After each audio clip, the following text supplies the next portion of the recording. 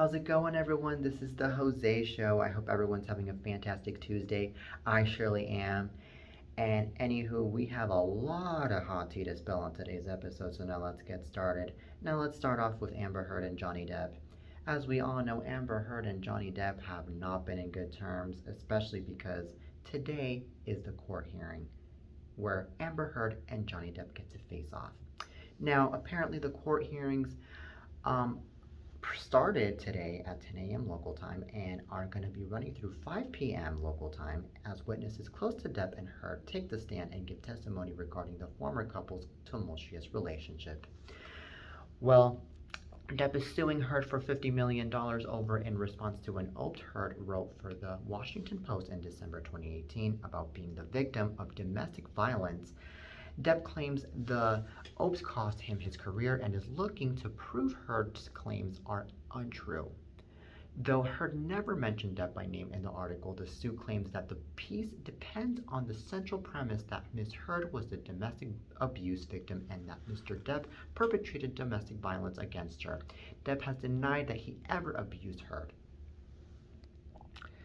So far, the trial has uncovered some unexpected revelations, including the extent of their alleged marital fights, Depp's substance use, and claims of Heard's volatile temperament. But the defamation trial is far from over, and ET will be covering the court battle in real time.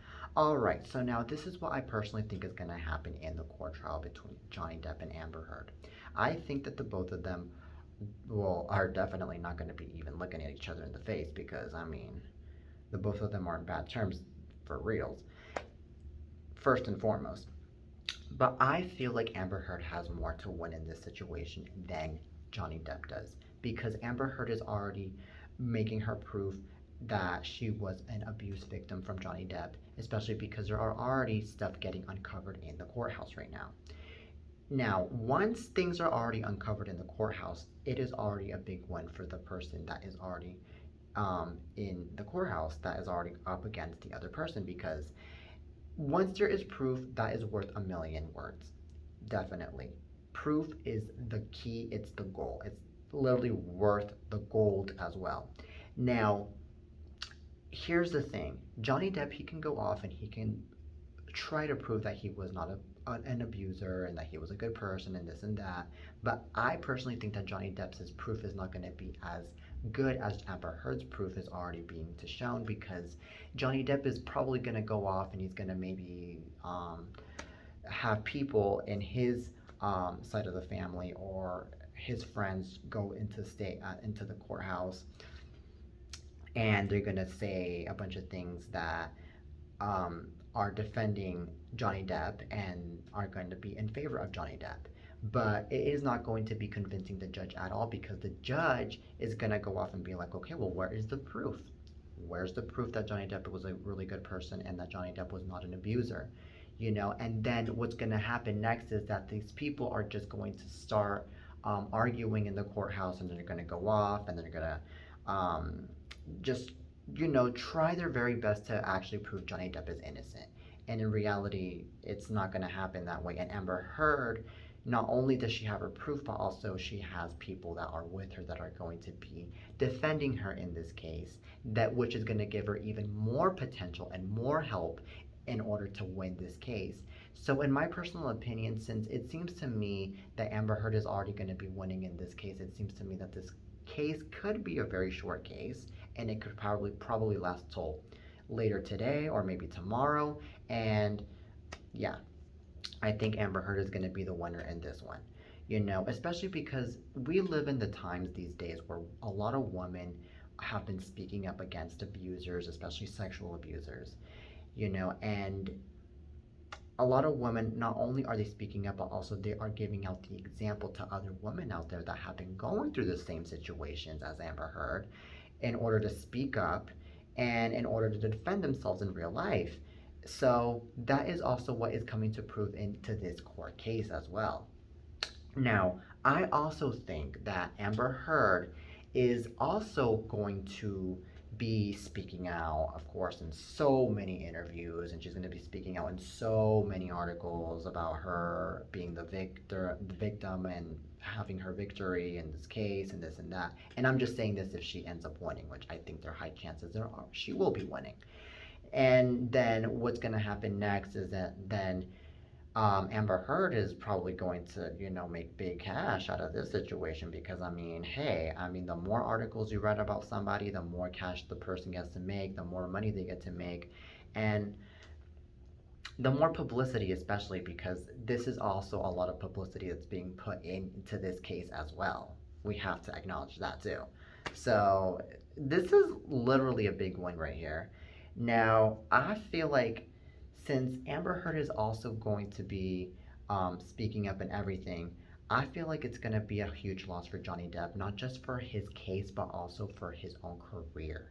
Because a lot of people are not going to want to watch Johnny Depp after, um, if he gets proven, which it's already being proven so far, that he's an abuser. No one's gonna want to watch an abuser on movies anymore. No one's gonna want to be a fan of an abuser, and no one's gonna want to be following an abuser at all.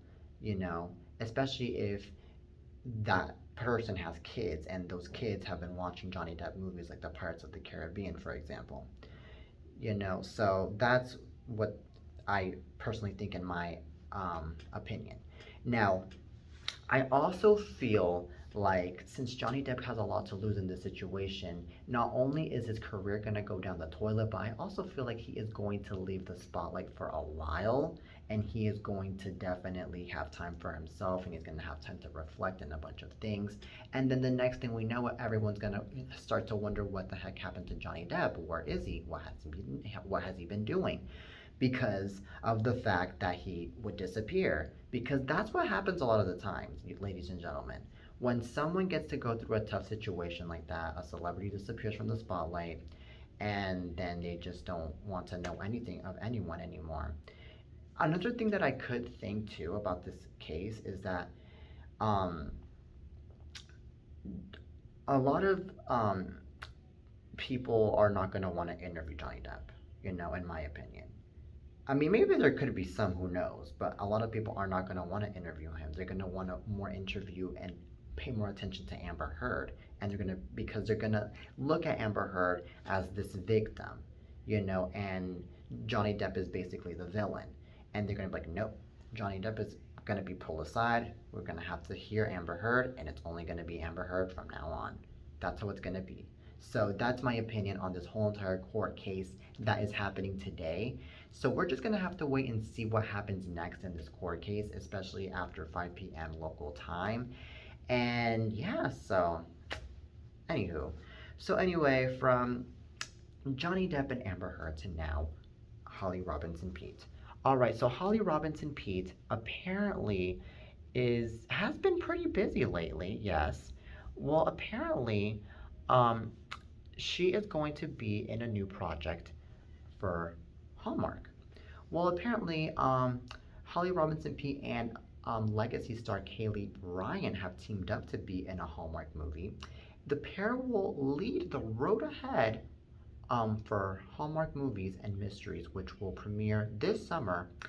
And apparently, the upcoming Hallmark movie follows Madeline, which is played by Pete, a famous Hollywood actress, and Sarah, which is played by Bryant, a wilderness expert who embark on a cross-country trip together. The road trip has a rocky start, but as the two get to know one another, they soon discover some common ground and unexpectedly help each other face their past mistakes through support and unconditional love. Now, apparently, the both of them are very excited for the upcoming movie, especially because the movie celebrates the bond of female friendship. Now, Lisa Hamilton Daly of programming, EVP of programming at Crown Media Family Networks, um,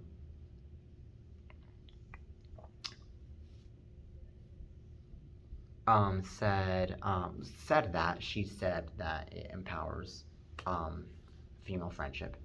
Now, this is actually pretty cool, in my personal opinion, that there is a movie that really empowers and that really focuses on the bond of female friendship, because I feel like that is the kind of movies we need to be showing nowadays. Because unfortunately, we've been seeing a bunch of movies that have been so focused on crime, so focused on um, cheating and on other negative things that we just are sick and tired of seeing. Because honestly, yes, of course, it's part of real life. We all go through those kinds of situations, unfortunately. But we need to start seeing the brighter side of things in life when it comes to these kinds of movies, especially when it comes to Hallmark. Because the more we get to see more positive things out of what we see, the more we get to learn from these things, and the more we get to be better people in life. Because here's the thing, a lot of the things that we watch on TV, we learn from them. It's like basically school right there, just having to watch TV, but with the difference that there is no teacher. It's just watching actors do what they do. And then we kind of like mimic what they do, So that's what I'm trying to say here. And I think that the more we get to show movies of female friendship, and the more we get to see movies of male friendship, and of, you know, also family getting together and getting along with each other as well, the more there's going to be better examples, and the more there's going to be better figures of that in this world that we live in, especially because we live in a nasty world, ladies and gentlemen. So we have to see it that way. And the more we get to see that there is a lot of female friendship going on in movies, the more we get to see a lot of female friendship, not just, within Hollywood, but also in real life. We get to see that, because unfortunately nowadays we see a lot of females, especially a lot of female celebrities, put each other down. They really do not support each other whatsoever, especially females of color. They do not. And that's sad. That really is sad. That's just coming to prove how bad and how low Hollywood has gotten. You know, we see, oh yeah, we see you do this, we see you do that, and we do not see more like, hey, you know what? Good job on what you're doing. You are killing it. Keep on doing what you're doing, because someday you'll be huge, or someday you will be even bigger than you already are. And I can tell, and I am counting on you. It's those kinds of things that we should see more. And it's also more encouragement as well that we should see, not just the positive words.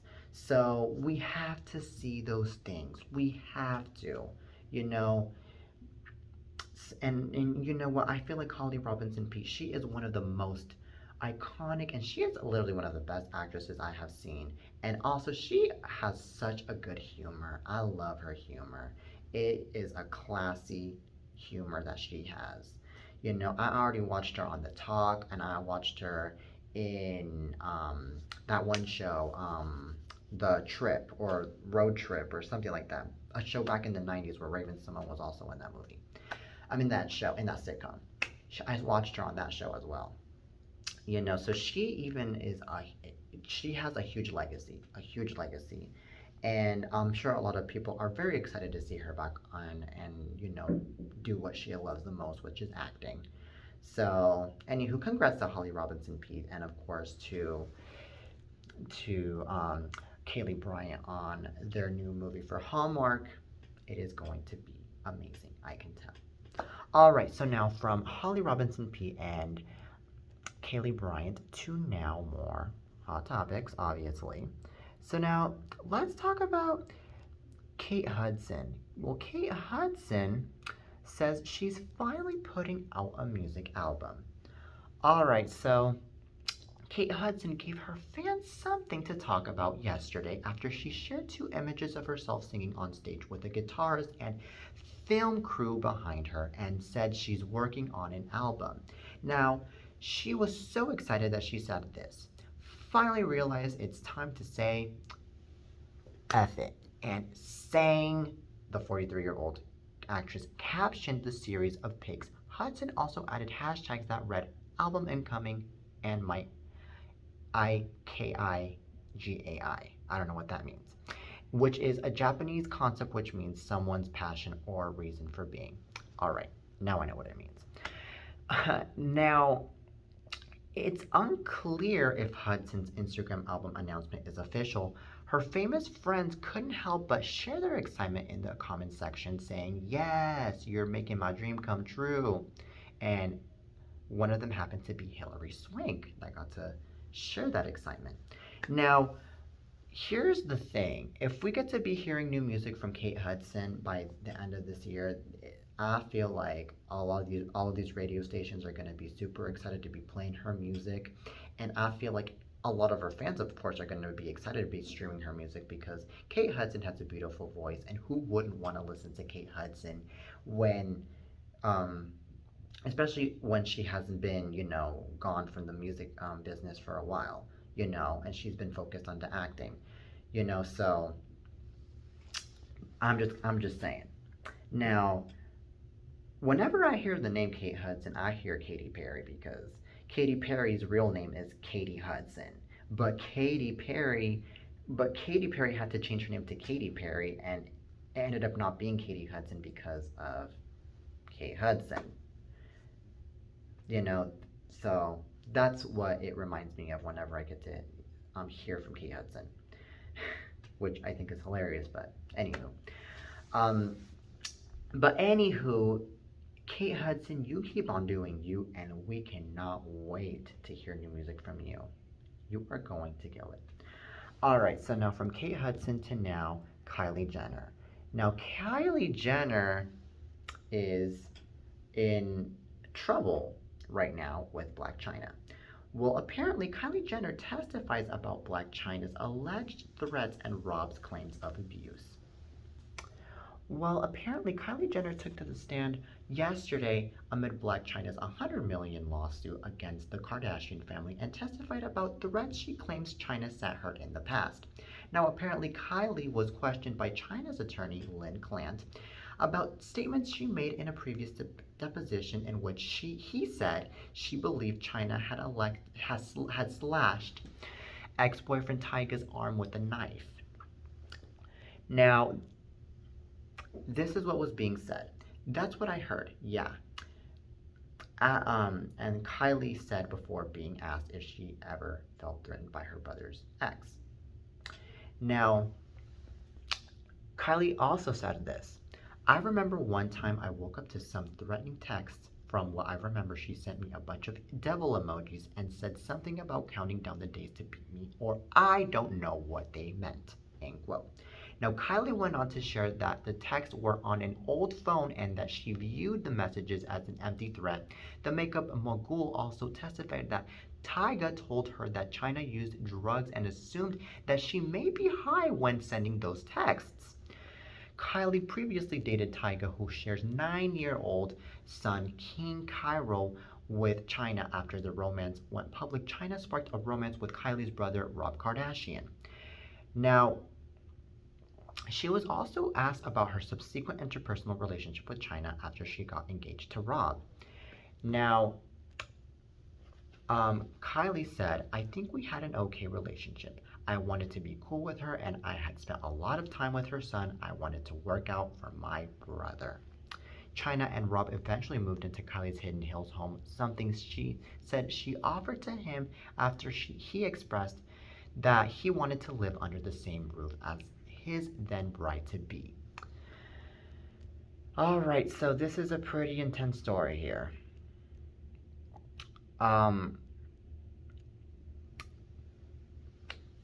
I think that Blac Chyna, she went too far. I think she went too far, just having to send those text messages to Kylie Jenner, because that right there is already harassment, and harassment is not okay in all levels. Now, there could be defenses, there could be stuff being said that she was high while sending the text messages, but I personally don't think that's really an excuse to be harassing someone. I personally think that you need to really be careful with the stuff that you are saying, regardless of what state of mind that you are in, especially when it comes to Blac Chyna. Because honestly, you really think that being high or being drunk or being in whatever state you are is an excuse, and that the law and the court's going to be like, okay, yeah, you know what, it's perfectly fine, she was just drunk, she was just high, it's an excuse, you have no lose on this one, Black China, so you go ahead and do you, okay, you know, court's over, bye bye. No, it's not going to be like that at all, because the court really goes by the law, and the law states that it is not okay to be harassing anybody, especially when it comes to text messages. And chances are that if these harassments continue to go on against Kylie Jenner from Black China, then chances are that Kylie Jenner is going to have to file a restraining order against Black China, because honestly, that's the only way she can actually get rid of these harassment situations against her. Because, come on now. I mean, that's the only way. That's the only way. Now, I don't know, but I also feel like Kylie Jenner, she needs to just focus on her. She needs to just focus on what she has been doing and just focus on her family and focus on her kid, because that is the only thing she can do, especially because those are the things that matter the most in life, instead of focusing on things that should not matter, in my opinion. So, anywho, um, another thing that I have to think about this is, um, Black China, she definitely does not have to win. I mean, she definitely has no win in this one. She has no win because of what she did to Kylie Jenner, and also, um, Black China's gonna have to find those $100 million somewhere else, from something else, from somewhere else. Just saying. But the fact that she's suing Kylie Jenner for $100 million, I mean, that's just too much. And the Kardashians, not just Kylie Jenner. That's just too much. Oh God. It just sounds to me that she just wants money more than she just wants to tell her own story. Especially since the story sounds like a bunch of BS here about wanting to sue the Kardashians, even though Kylie Jenner is the victim in this situation. So,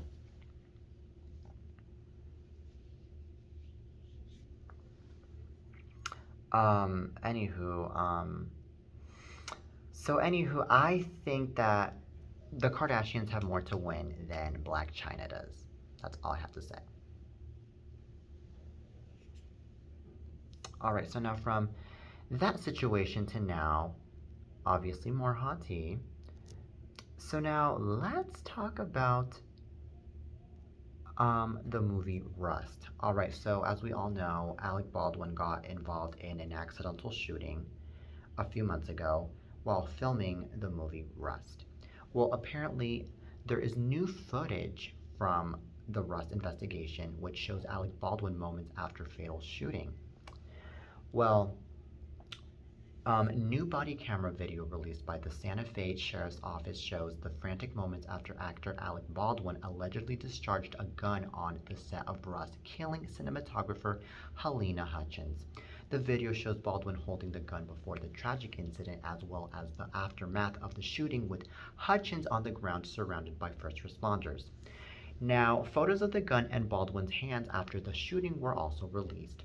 Baldwin is seen telling two officers after the shooting that he didn't put the trigger of the .45 caliber prop gun while rehearsing the scene, and that he didn't know who put a live round in the weapon. Now, he said, "I take the gun out, and as the barrel clears, I turn and cock the gun, and the gun goes off." The video also shows director Joel Souza lying on the ground injured by the same bullet that killed Hutchins. Now, a separate report about the working conditions on the Rust set found that the film's management knew that firearm safety procedures were not being followed on set, and demonstrated plain indifference to employee safety by failing to review work practices and take corrective action.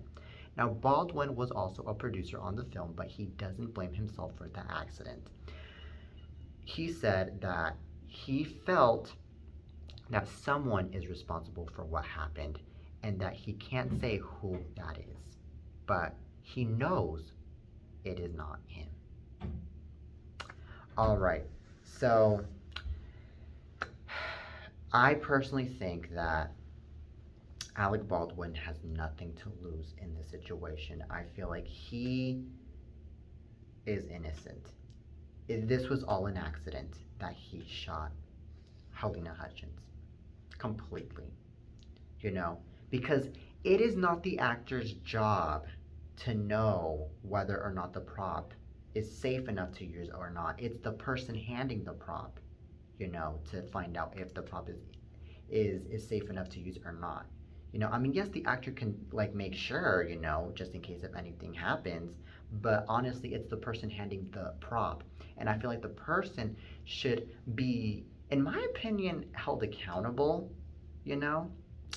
But in my personal opinion, I feel like this is a lawsuit definitely awaiting to happen because, I mean, a death happened in the situation and an injured person happened in this situation as well. So I'm surprised that there hasn't been a lawsuit going on about the situation, but I feel like it's going to happen pretty soon, especially now that there have been newer and newer evidence going on about what happened in the situation that happened several months ago. And I think that the Alec Baldwin, since he has a lot to win in this case, if there's a lawsuit going on, then I feel like Alec Baldwin, chances are he is going to be winning the good money off of this lawsuit. That's what I personally think here. Now, unfortunately, there are a lot of people out there that are criticizing Alec Baldwin. They're saying that he's not the victim and that he is at fault and this and that, but he's not at fault. He's not at fault. We have to look at it that way.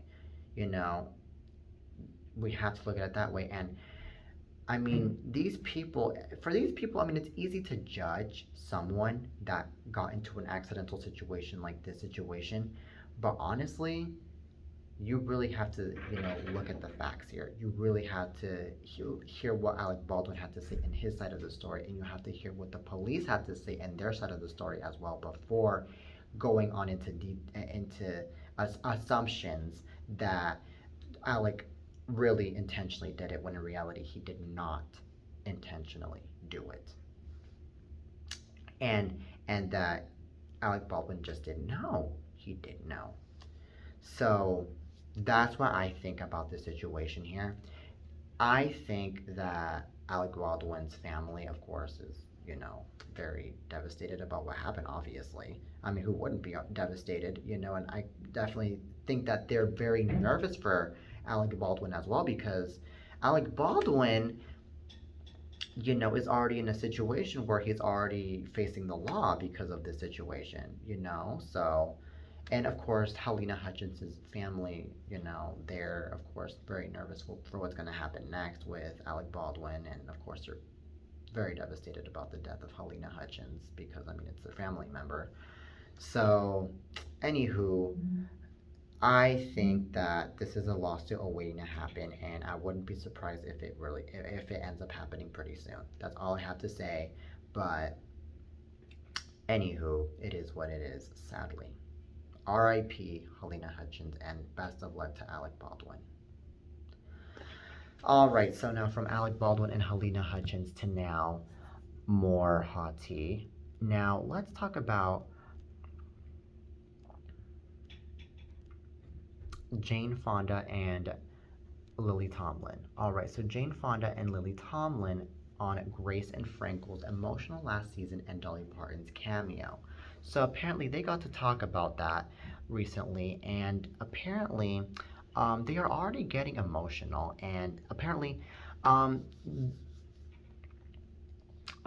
Jane Fonda got to say that she is emotional and she apologizes that she is finishing it, and that no, Lily Tomlin admitted it that she is emotional about the end of Grace and Frankie, and that she's emotional about it. All right. and she says that she's sorry to finish it. Now, it's a sentimental Fonda shares as well, adding that the longtime friends talk about how much they'll miss filming the series. Now, which just earned the distinction of Netflix's longest running original show. Now, Fonda got to say that the both of them miss the fact that miss the show, and that Fonda has been talking to Lily Tomlin about it as well. Now, while the actresses are both in their 80s, the show reaches a wide audience and is watched by young and older viewers alike.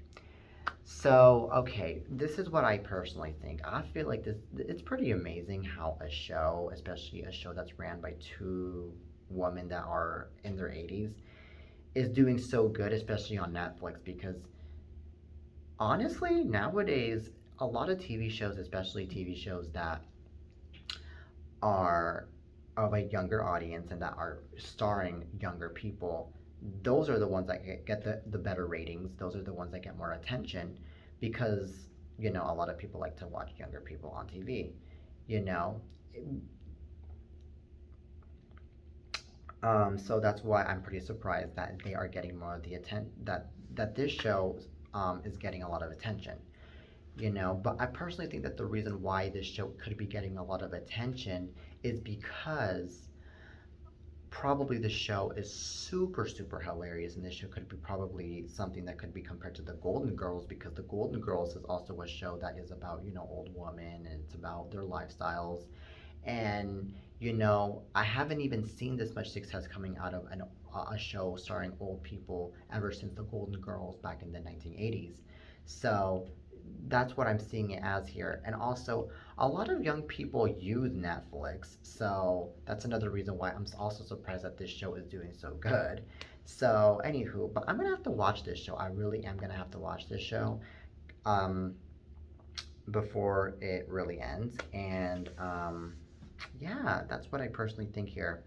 I think though that um, Jane Fonda is a very good actress. I think that Lily Tomlin is also a very good actress, and I think that the both of them are very iconic actresses that deserve, well, that have gotten so much recognition and that have gotten so much attention and that have gotten so much love by a lot of people, especially in Hollywood. And I think that to all the Jane Fonda fans out there and Lily Tomlin fans out there that have been watching them for decades, I think that this show really gave all those audience members a huge good taste right there of seeing them back in the small screen and of seeing them in acting again. Because unfortunately, in many cases, when it comes to our beloved actresses, especially when they're in their 80s or in their 90s, we don't see them participate anymore. We don't see them in events anymore, and then we start to wonder what happened to them. And then that's when we all get emotional. So that's a good thing that these two, they decided to still work again and what they love the most, which is acting. And I think that Jane Fonda and Lily Tomlin, they are not going to be disappointing after this show ends. I think they're going to continue to work more, and I think they're going to continue to impress their fans more in my situation. I mean, in my personal opinion. In my personal opinion, that's what I think.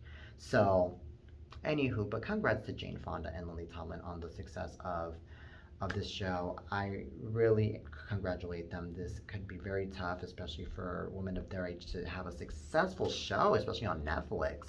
So, congrats to them.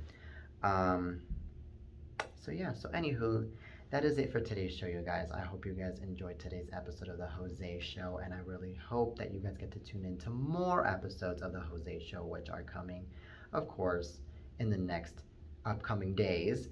So stay tuned and please follow me on social media if you haven't. Till next time, peace.